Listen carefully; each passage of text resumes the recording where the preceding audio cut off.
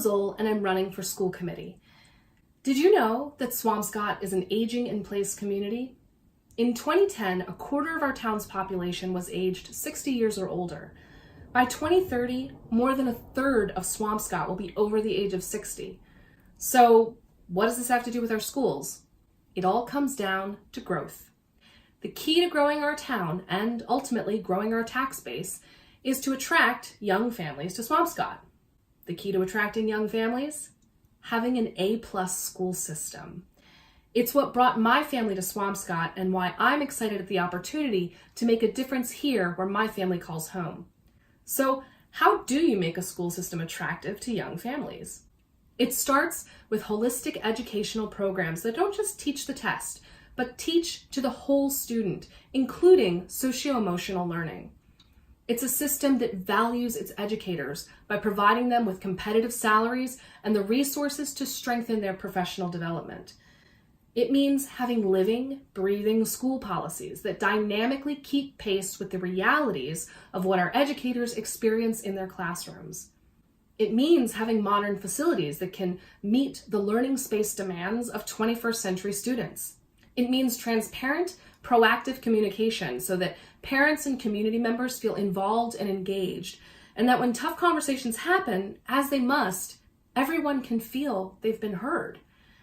It means balancing a school budget that not only meets the diverse needs of the district, but is led by a school committee willing to explore and exhaust all possible avenues of funding for its schools and to champion for its students' needs at the state and federal levels. And finally, it means maintaining accountability for school and district leadership at all levels with a commitment to continuous improvement. Here in Swampscott, we have so many of these pieces already in place for a successful, vibrant school district, but I'm of the opinion that when it comes to our kids, we should always be doing our best, and there's always room for growth. We also have to face facts about our district, too. Attrition rates are up. In-district enrollment has been trending downward for the last decade. And under the state's new school accountability ranking system, our district was only partially meeting targets from 2017 to 2018, with only 52% progress toward improvement targets set by the state. Here's a look at my plan for how we can achieve even greater success in our schools when it comes to growth.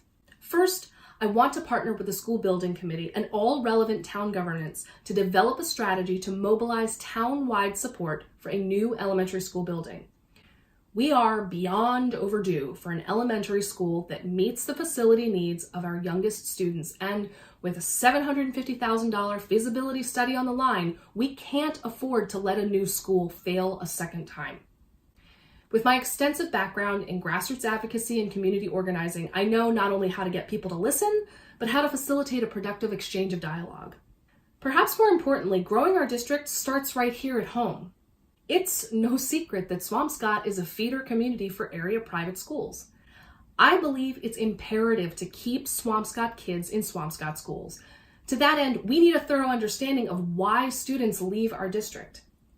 If elected, I'll advise the reinstatement of exit interviews of families choosing to leave the district. This is such a treasure trove of data that hasn't been collected in several years. I also commit to personally researching, collecting, and analyzing historical school choice data from within the district over the last 5 years, and to present my findings and policy recommendations to the school committee and the town. Here's something else to consider. Keeping Swampscott kids in Swampscott schools is good for our town's finances. Let me break down the math for you. Per the town administrator's recommended budget for FY20, 56% of our town's budget is allocated to our schools.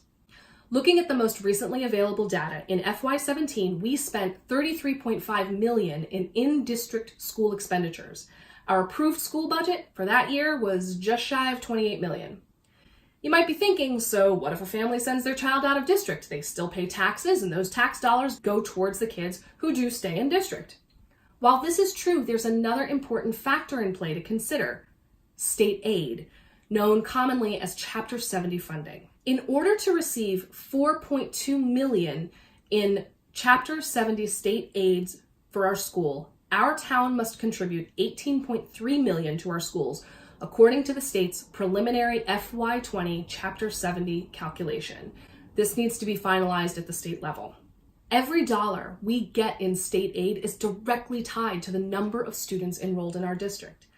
Every time a family sends their child out of district, that translates into a pool of state money our in-district kids can no longer access. And it puts a higher fiscal burden on our town's taxpayers. As I said before, growing our district starts right here at home by keeping Swampscott kids in Swampscott schools, while at the same time attracting young families to our town. If you value the growth of our town by way of our schools, please cast your school committee vote for me, Keiko Zoll, on Tuesday, April 30th.